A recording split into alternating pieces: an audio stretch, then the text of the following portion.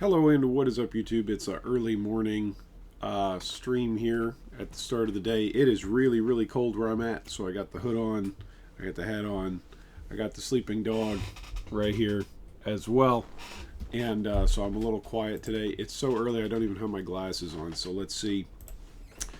I took some notes about POE 2, and so this is all coming from pretty much new player perspective on POE 2 and trying to do research for 0.4.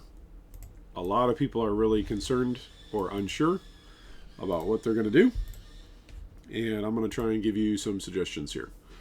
So based off of patch notes plus community voices, this is how I'm making my decisions for 0.4. And what I'm watching, I'm talking lots of different big name people, and more, I should say, and more. And basically the takeaway is the consensus is that most builds were not, in fact, nerfed. Like most of the popular builds. There were some that were nerfed, but we'll talk about that.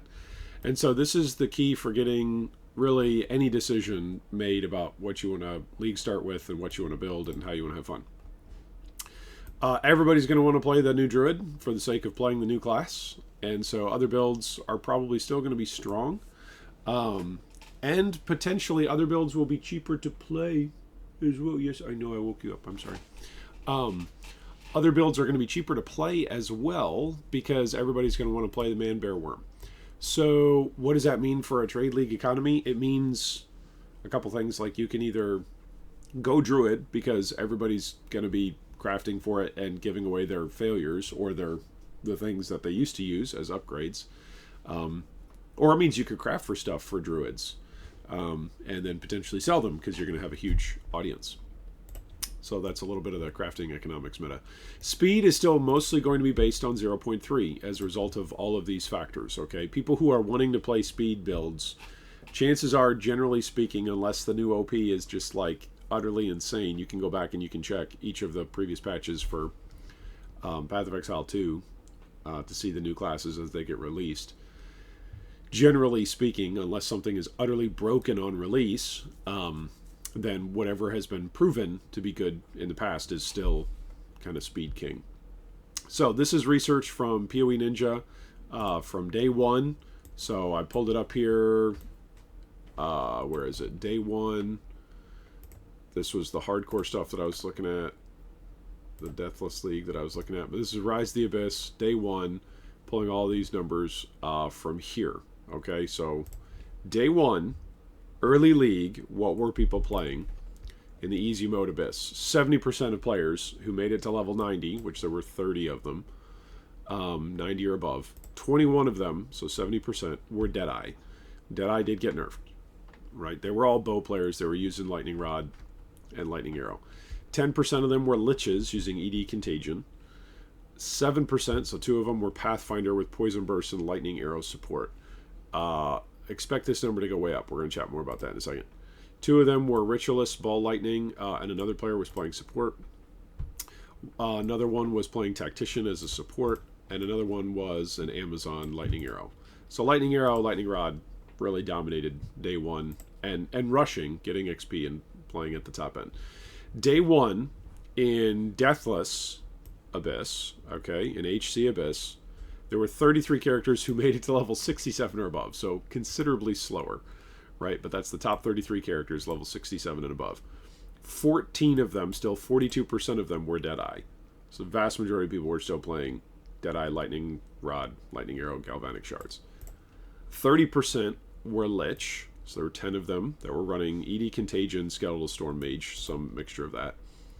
6 of them, 18%, were Blood Mages, ED Contagion, Galvanic Shards, Lightning Arrow. 2 of them were Infernalists, using Infernal Hound or Skeletal Warrior, Storm Mage, Summoners, basically. And 1 of them was a Warbringer, Totem Slammer. We're going to assume, at least for me as I make my decisions for a league starter, to play over the opening weekend, because I'm going to play the new league for POE 2. I'm going to give it a shot. Assume a significant portion of the league will play Druid. And by significant portion, I mean like 35 to 50%. Like, assume this is going to be a huge number. If 42% of people were playing Deadeye just because it was fast and it wasn't the new shiny thing that was being marketed and all the streamers are going to be playing and buying MTXs for, assume that like the number will go up from that. So that's my assumption. I assume like everybody and their brother is going to sign in and play a Druid at some point, and probably a lot of people who are only going to play like a single character will probably try Druid right from the get-go. I assume this is what streamers are also being pressured into playing just to showcase it for financial purposes, probably. Not that they're being paid by an outside source, but just because that's what viewers are going to want to see. Is they're going to want to see, is the bear better, is the wolf better, is the worm better. Assume another significant portion will play Pathfinder, and that's probably going to steal from that Deadeye population that was playing Deadeye last league. Pathfinder got buffed. I'm seeing a lot of people talk about Pathfinder, specifically Poison Pathfinder. So I'm going to say 10 to 30% are going to probably play Pathfinder. Maybe something else will sneak up in there, but I think Pathfinder will probably be the consensus number 2 thing. And then another decent portion will probably still play Deadeye. Like, there will be another portion of people who are just like, yeah, Deadeye's, it's fine. We'll deal with the nerfs and we'll still play it. So maybe 10 to 20%. Maybe that'll drop off a cliff. I don't know. But that's an assumption that I'm making. The rest of the league, which when you total these numbers, that means about 1 to 45% of the league will be playing something else.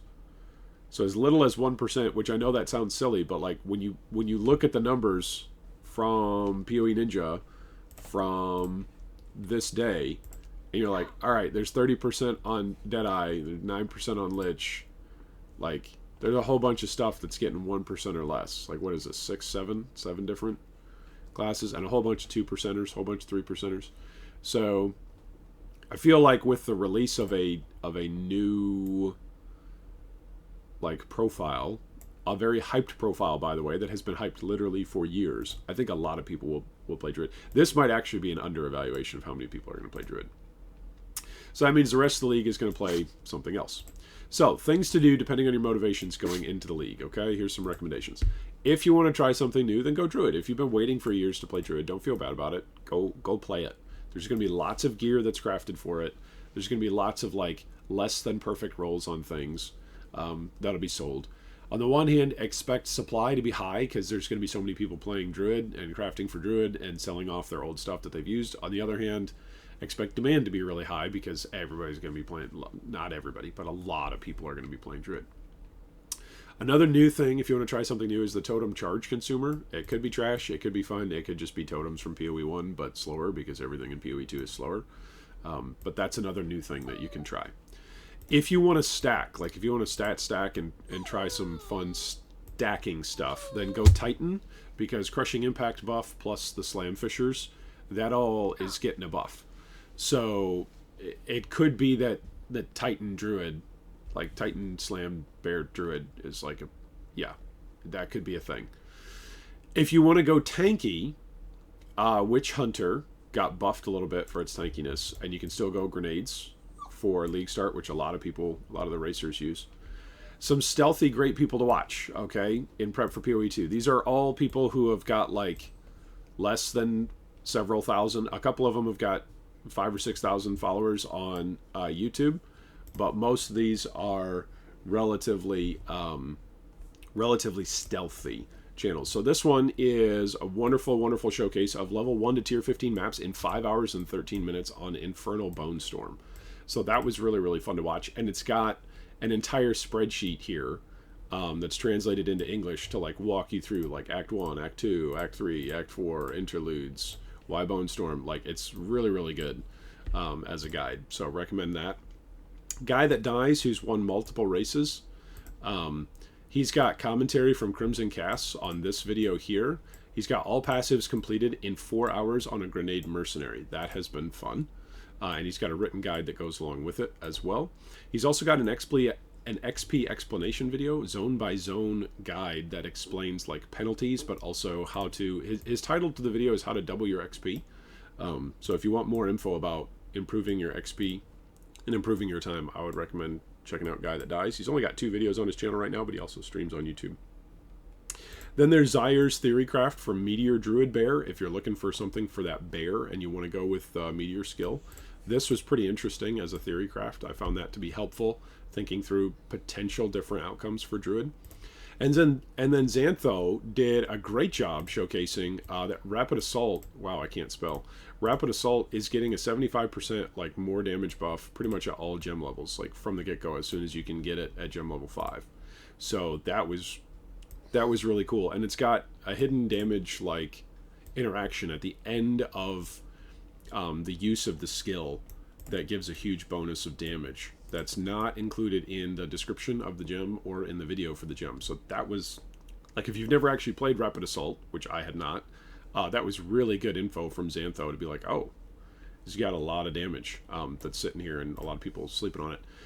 And then there's Kingdom 12's Triple Herald Tactician, which I think this is actually what I'm going to league start with. He's got a written guide and he's got a YouTube guide of it. And it is a unique dependent build because it requires the unique chess piece Coming Calamity to equip all 3 heralds. But it looks fun. It reminded me of Triple Herald stacking Elementalist from back in the day in POE 1, and I thought that looks fun. That looks cool, and it looks like I can probably level with it on Mercenary on Grenade, which sounds fun. So maybe I'll do a little bit of like GuyThatDies, trying to emulate him and what he does on Grenade Mercenary, and then pivot once I can buy a Coming Calamity into Kingdom 12's Triple Herald Tactician. Anyway, that's all from me today. I'd love to hear if you've got comments or plans, and hopefully all this is helpful. All of these linked, all of these stuff is linked down below in the video description. I'll catch you next time. Hopefully this is the league. Amir of Galandra drops for you. You know what's cool besides for babies? Patreon supporters. Thank you everybody who's been a Patreon supporter, both to our historic Patreon supporters and to our ongoing current Patreon supporters. If you want more info about anything we chatted about today, check out the video description down below.